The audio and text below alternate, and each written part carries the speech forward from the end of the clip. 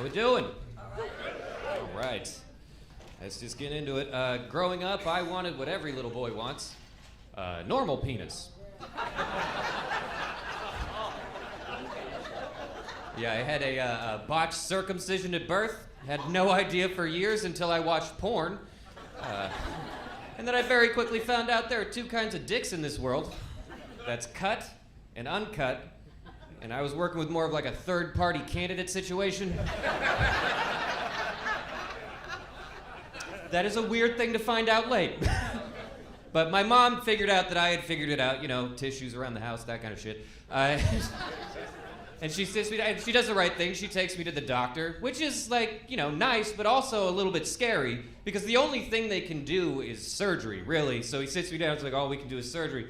And the most scary part to me was like, yeah, but what if you're the same guy from last time?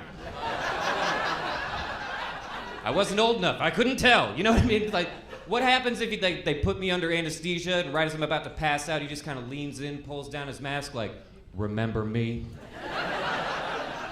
Wake up with a balloon animal for a dick?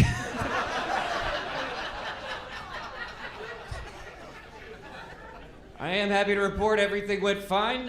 You know, like I got my Pinocchio experience. I'm a real boy, right?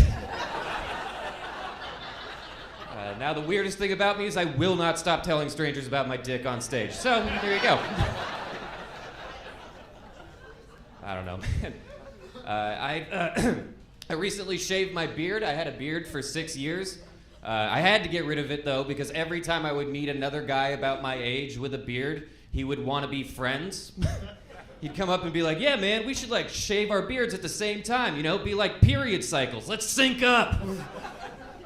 It's fucking gross. I didn't like it, you know what I mean?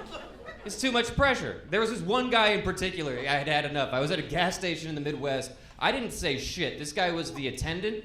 I'm just walking around. He walks up to me like 6'3", jacked, big beard, lot of tattoos. I don't say a word. He just comes up like, hey, man, your beard looks so soft. And he said it all creepy like that. You know what I mean? And I didn't know what to say. I had no idea. So he kept talking for the both of us, right? And he just goes like, oh, I don't want to touch it or anything. No homo. It's like, sounds like you want to touch it. And also, I don't really give a shit if you're gay or not. Really doesn't matter. My girlfriend hasn't complimented me like that in months. I will suck your dick right now.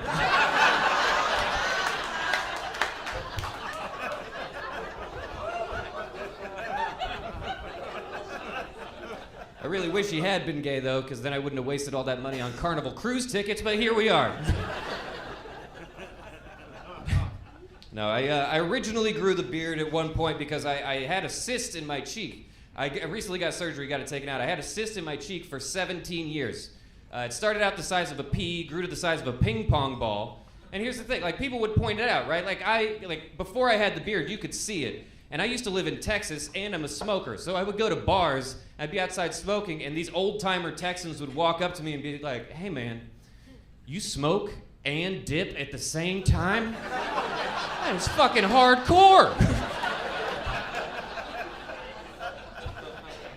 And it never bothered me, until there was one guy. There's only one guy that ever upset me.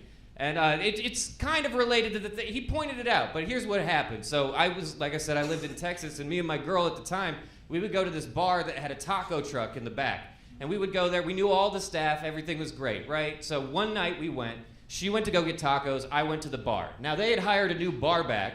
I didn't know this. When she was out there getting tacos, they ran into each other. And I don't know what happened, but he called her the worst thing you can call a woman. Yeah, he called her the C-bomb. He dropped that shit. Which, called me old-fashioned, but I think is pretty heavy for Taco Tuesday. You know? It's a lot.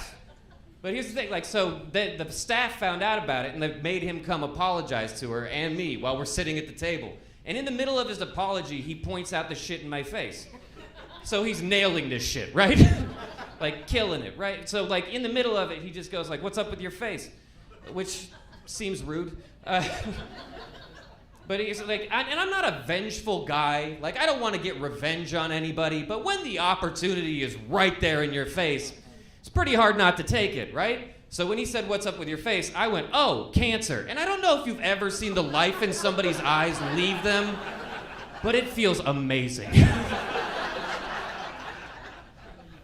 And look, here, I'm not telling you you should get cancer, but I did have it for one night, and I gotta tell you, it's not that bad.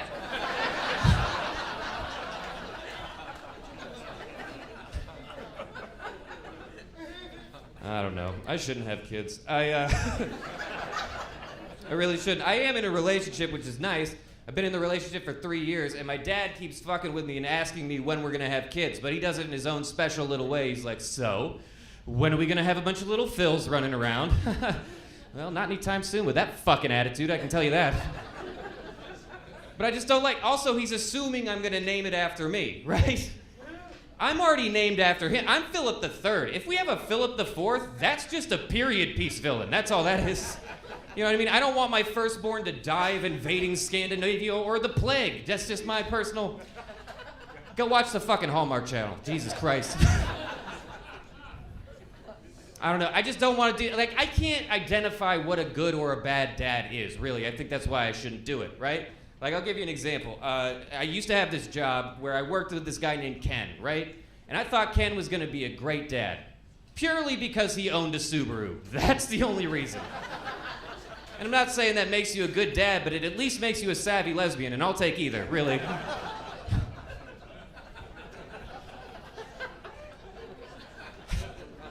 Now, the thing about Ken was that I found out he just turned out to be a real piece of shit. That was it. Because he was also the office funny guy.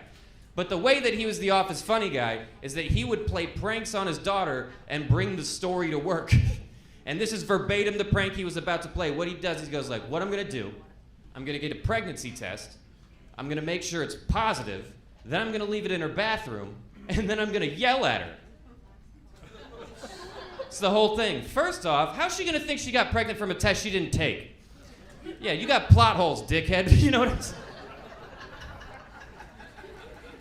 Secondly, like, I came up with a prank for Ken that I think he'll really appreciate. What I think I'm gonna do is I'm going to meet his daughter, fuck her, and get her pregnant for real. Because Ken needs consequences. All right, guys, thank you so much. Have a fantastic evening.